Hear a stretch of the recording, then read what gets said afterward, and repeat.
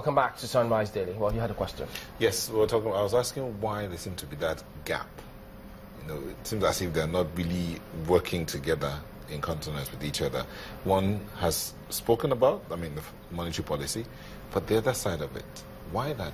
And this is a consistent thing from different administrations that have been.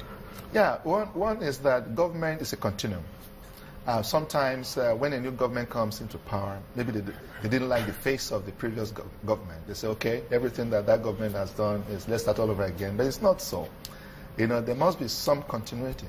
And investors are also looking at that continuity, you know, when a new government comes into power. And different ideas. You know, people come with different ideas, different policies. So it depends on the agenda of that government. You know, the previous government had their own agenda. You know, then they had some direction. Okay. For instance, when you come into power, you decide, okay, how do I want to play? Where do I want to position Nigeria? The big picture. And then all the different, the fiscal policy side, the finance ministry, okay, say, okay, to be able to achieve this, we want to achieve, you know, a certain percentage of maybe inflation rate at this. We want to be able to achieve inflation rate at this. We need to put our factories to work, okay? So when the factories are working, you know, inflation thing will will really not be a problem in the short term. I mean, in the long term. So as the productive capacity increases, inflation, yes, at a point they will, you know. So what we need, they will converge in the long run. But what we need is a policy that will at least put everybody. But what we find that all the ministries or departments, they are not synchronized. Everybody is doing their own thing. We need to see the big picture. And everybody, I have interacted with some of the ministries, and I've asked them this question. Why is it that everybody is like protecting your own turf? Oh, this is my own turf. Not looking at the big picture. Until we begin to look at the big picture, that's when all these things will come together to have one focus.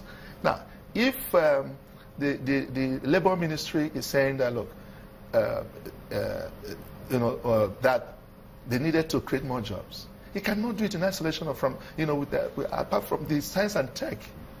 Science and technology holds the engine to economic development of this country. But when you look at the budget of the science and tech, nobody's paying attention to it. So you need to begin to carry everybody together. The labor, the science and tech, the communication, everybody must be, must have that big picture.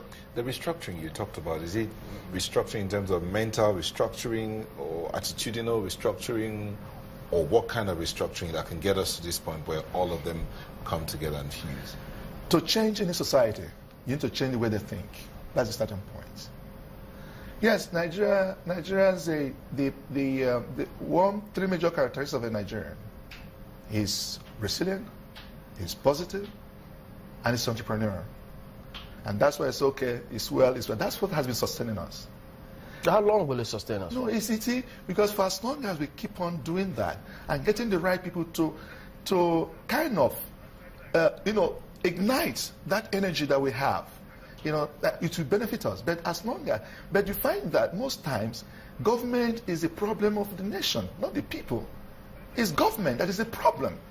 Sometimes I wonder if we just do without the government and live our lives without the government. That's not possible. We still need the government. I'm trying to imagine that. How would that work? Yeah, because they're the ones through their policies, like Senator Ben Bruce said at one time, that the government has a way of using the right hand to give you life, and they use the left hand to collect it back through their policies. You have a policy that, look, we have to encourage entrepreneurs. How can entrepreneurs function when there is no, the environment is not there? Ease of doing business. Nigeria is still ranking over 100. There's no access to funds. There are no venture capital firms to handhold entrepreneurs and take them to that destination.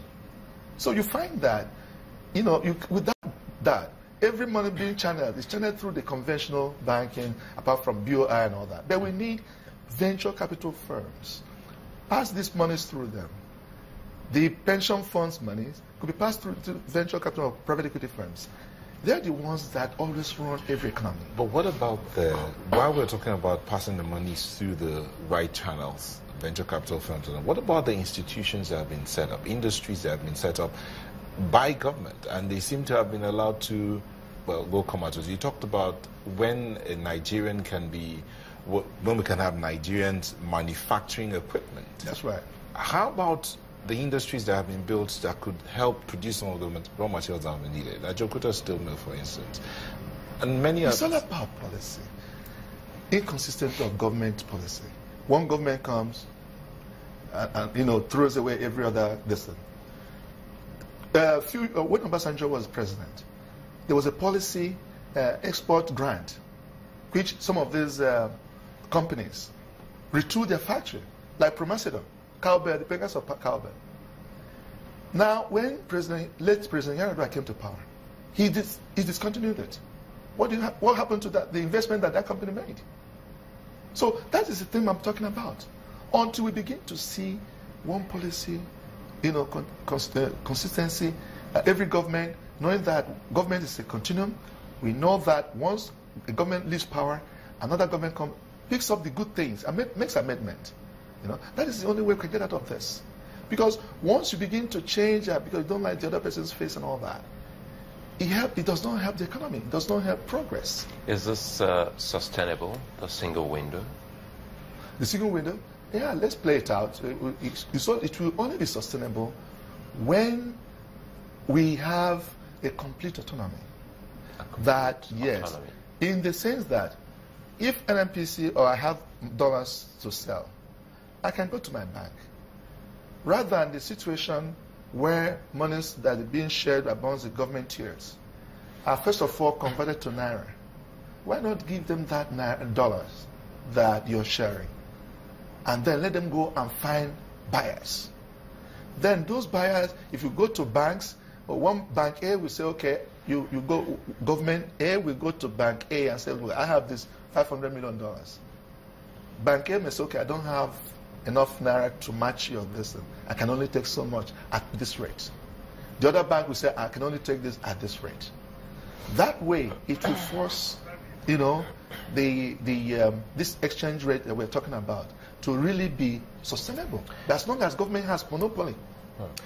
What do you think about, let's quickly switch to this other part of it, the states receiving this conditional loan. One of the governors said we shouldn't call it bailout, that it's a loan that was given on condition, so if they meet that condition, then they can access the funds. You think that's the way to go? Well, it's to loan to pay salaries. That is consumption. You're borrowing to consume. It does not bail you out. It's not a good way to borrow money. You borrow money to invest, not to consume. And the states are not thinking just like, it's a challenge that we have as a nation. We are not a thinking nation. States should be able to think on how to, and I keep saying this, there's a study done that in every state, there are about 2 items, natural endowments, that they can build a cluster of industries around so that they'll be able to sustain itself. God, in his infinite mercy, has provided for every community, every village, so that you can produce and take care of yourself. The excess you can give to other community, and that way we are interdependent. The states are not thinking. There's so much to do. There's so much to do with the right, but instead of going to Abuja, begging for money, the states can just sit down and think. Real estate alone, real estate can unleash any state's, economy. Does that mean that the states themselves will enter into these businesses, or they create the environment for the private sector to enter in? There are 2 ways. The whole essence of government going into business in the first place, maybe they feel that the people do not have the capital. Maybe it's a capital-intensive project. Okay, they may intervene in that process, but not direct intervention. If they have the capacity to run it, like in Singapore, most of the projects are government because they have built capacity to run it. But in Nigeria, I don't think that we have the capacity to run it. What do? We can bring in private sector a PPP, just like what Lagos State is doing in the new third or fourth mainland bridge. Okay? Bring in PPP and then work it out. And they bring their finance, they bring their funds all over the world where you can assess. If you have a benign political system to guarantee the safety of those things, and what would the federal government do? The little foreign reserve that we have, they can use it as a guarantee, just in case we misbehave. But to ensure that investors that have money will bring in their money, even local investors. But how much can we achieve without a steady power supply? Well, power supply, yes, is one aspect, but it's not all. Everything about, what I don't want us to do, to begin to think about is that power, once we have power, we solve every problem. No. There are other issues. It's just one aspect. But I thought that research says it takes about, is it 30 or 60% of your investments if you want to start a business? Yes, it takes about between 65 and 85% in manufacturing component. So how do you survive with that? No, with that. But I'm saying that it's a very critical component, but it's not the only thing. I'm saying that there has to be a holistic approach to all of this. As you're tackling power, you're also tackling the other one. What is their power strategy? I'm yet to see the real strategy, because what they're doing is to sustain those that are already connected to the national grid. What about a strategy like in South Africa?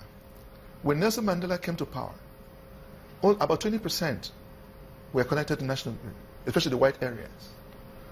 But they had a strategy to add up about 250,000 to 300,000 homes. But that was sustained from one government to the other.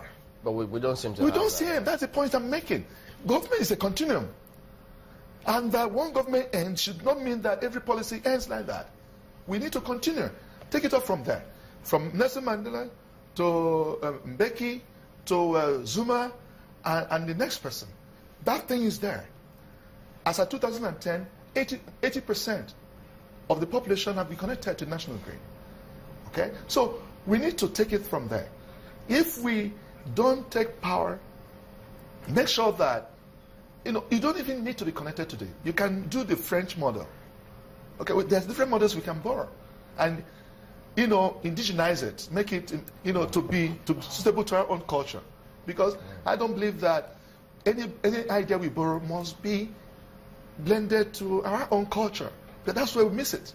Sometimes we borrow ideas that are various with our way of life. And you see that thing is not working. I want something that we can borrow that suits our own culture, our own way of life. So that it will be more, more suitable. And we can make progress as a nation. Well, Dr. Austin Nweze is an economist. He's also of the Pan-Atlantic University. Thank you for your thoughts this morning. Thank you.